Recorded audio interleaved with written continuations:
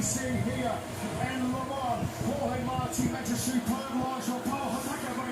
That's completely botched the start. He is going backwards. The world champion, mid-pack going into the first couple of corners. That's aggressive from the latest Marco, chopping him out, I think, with Marquez.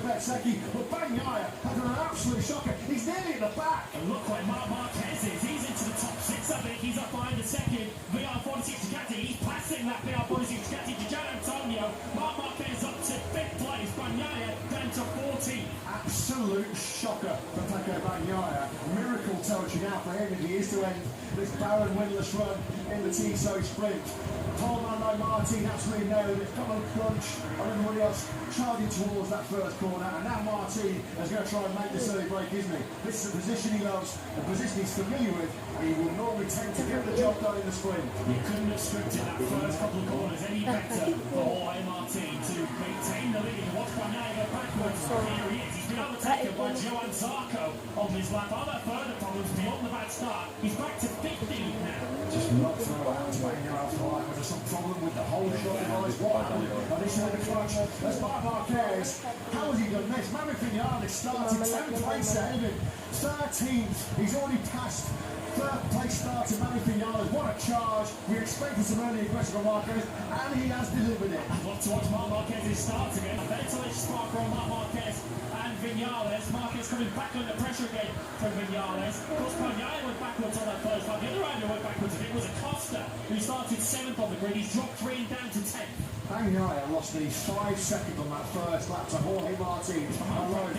They start turned into a disaster for the reigning world champion. Brad Binder, who started dead last in 22nd, he's recovered 8 spots on that first lap, up to 14.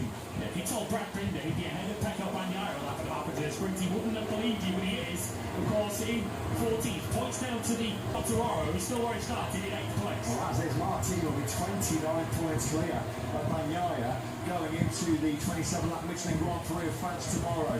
Halfway around at this second lap of 13 is Martin with almost a 9/10 of a second advantage over Marquez in second place. Latest Spargo in third. Marquez, a cavalier charge of the field from here.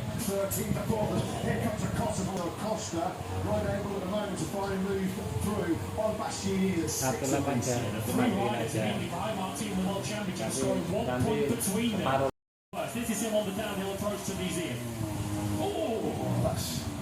There's obviously some kind of clutch gearbox issue going on here, isn't there? Because he missed the start. Bagnaia there, second on the grid. All the hard work he did with that brilliant lap of 130.111 this morning, all to no avail.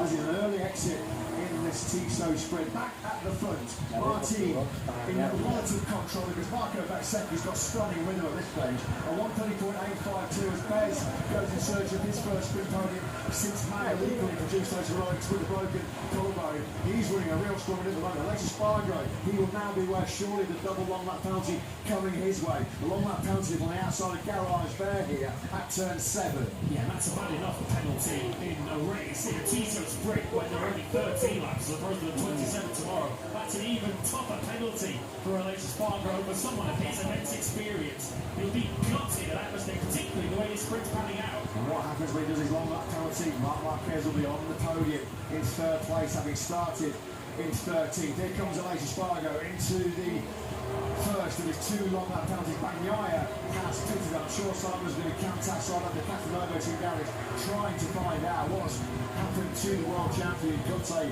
very forlorn figure here in France. He trudges back into the 21st place as it was. He's now out of the action. He was behind his teammate Luca Marini in the front end of the Honda, cried enough in the middle of the garage there. Yeah, wide on the curves as well. Martin is responding to that little onslaught that was coming behind him from Bezzecchi. Martin finding his best up with the sprint so far at 130.907.